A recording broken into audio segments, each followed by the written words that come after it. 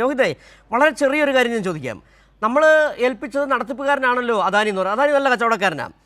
ഈ 2714 കോടി മാത്രം ഇട്ട അദാനി 13,000 കോടിക്ക് MSCക്ക് ഓഹരി വിറ്റു എന്ന് പറയുമ്പോൾ അതിൽ നിങ്ങൾക്കൊന്നും തോന്നുന്നില്ല രോഹിതേ? പൈസ അടിച്ചുകൊണ്ട് പോകട്ടെ എന്നാണോ കരുതുന്നത്? നടത്തിപ്പുകാരനാണ്, ഭൂമി നമ്മുടേതാണ്, സ്വത്ത് നമ്മുടേതാണ്.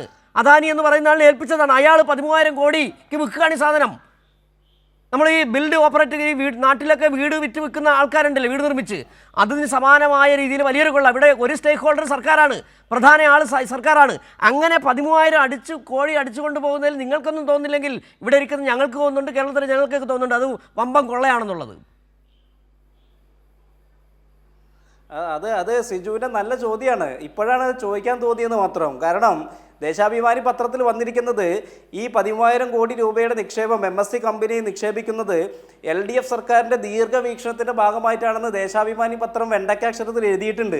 പിന്നെ LDF സർക്കാരും CPM നേതാക്കന്മാർക്ക് ഓന്തിൻ്റെ സ്വഭാവമായതുകൊണ്ട് ഭരണത്തിലിരിക്കുമ്പോൾ ഒരു നിലപാടും പ്രതിപക്ഷത്തിരിക്കുമ്പോൾ മറ്റൊരു നിലപാടാണ്. ഇപ്പോൾ MSC കമ്പനിയൊക്കെ ഇവർക്ക് ആഗോള കുത്തക കമ്പനിയാണ്. ഇപ്പം ഇവിടെ തന്നെ വന്നിരിക്കുന്ന കണക്ക് പ്രകാരം 933 കപ്പലുകൾ വിഴിഞ്ഞം തുറമുഖത്ത് വന്നു കഴിഞ്ഞ ഒരു വർഷത്തിനിടയിൽ. അതിൽ 928 MSCയുടെയാണ്. ഇവർ പറയുന്ന കുത്തകവൽക്കരണത്തെക്കുറിച്ചും മറ്റ് കപ്പലുകൾക്ക് ഇവിടെ അതുമായി ബന്ധപ്പെട്ട് വരാൻ സാധിക്കില്ല എന്നൊക്കെ പറയുമ്പോൾ ഈ ഗവൺമെൻറ് അധികാരത്തിലിരിക്കുമ്പോൾ വന്നിരിക്കുന്നതിൻ്റെ 99% വരുന്ന MSC കപ്പലുകൾക്ക് വരാൻ പറ്റാവുന്ന സാധ്യത എന്താ ഗവൺമെൻറ് പഠിച്ചില്ലേ?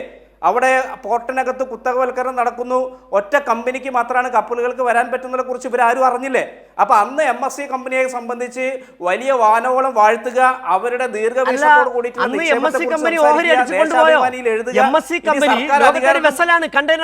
ഏറ്റവും വലിയ കമ്പനി അവർ അന്ന് സാധനം വിഴിഞ്ഞത്ത് ഇറക്കി, അവരന്ന് ഓഹരി കൈമാറ്റം ചെയ്തോ? ഏതെങ്കിലും നീക്കം LDF സർക്കാരിന് ഇപ്പം നടത്തിയോ? അതല്ലേ ഇവിടുത്തെ പ്രശ്നം. അതിനാണ് മറുപടി പറയേണ്ടത് രോഹിതേ. അല്ല ആ ഓഹരി നിക്ഷേപത്തെ സംബന്ധിച്ച് MSC കപ്പൽ ഇനിയും വരും, ഇനിയും അവിടെ എഴുതിയിരിക്കുന്നത് എന്തേ? അല്ല ദേശാഭിമാനി എഴുതിയ കുറിച്ച് ദേശാഭിമാനി കൊടുത്തിട്ടുണ്ട് വാർത്ത. എങ്ങനെയാണ് പ്രശ്നം? നിക്ഷേപം, വലിയ നിക്ഷേപം വരികയാണ്.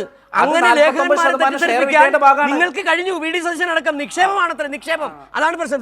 M ജയചന്ദ്രൻ അതെ രോഹിത് പറഞ്ഞ കേട്ടിട്ടുണ്ടാവില്ല. അതായത് ഈ ദേശാഭിമാനി ലേഖകനടക്കം എഴുതിയല്ലോ. അല്ലല്ല സിജു അല്ലല്ല എങ്ങനെയാണ് 13,000 കോടി രൂപയുടെ നിക്ഷേപം ഈ പറയുന്ന കമ്പനി നടത്തിയത് LDF സർക്കാരിന്റെ ദീർഘവീക്ഷണത്തോടു കൂടിയാണെന്ന് പറയുന്നത് ദേശാഭിമാനി പറഞ്ഞ എങ്ങനെ? അതിന് മറുപടി ഇല്ലേ? അല്ല, അതിന് മറുപടി അത് പറയാൻ VK പ്രശാന്ത് ഉണ്ടല്ലോ. ഈ 13,000 കോടി നിക്ഷേപമാണെന്ന് നിങ്ങൾക്ക് അവിടെ എന്താണ് നിയമസഭയിലടക്കം പറഞ്ഞാണ്. വിഴിഞ്ഞത്ത് 20,000 കോടിയുടെ നിക്ഷേപം വരാണ്. ആ നിക്ഷേപം എന്താണെന്ന് ഇപ്പോഴാണ് മനസ്സിലായത്. ശ്രീ പ്രശാന്തിലേക്ക് ഞാൻ തിരികെ വരാം.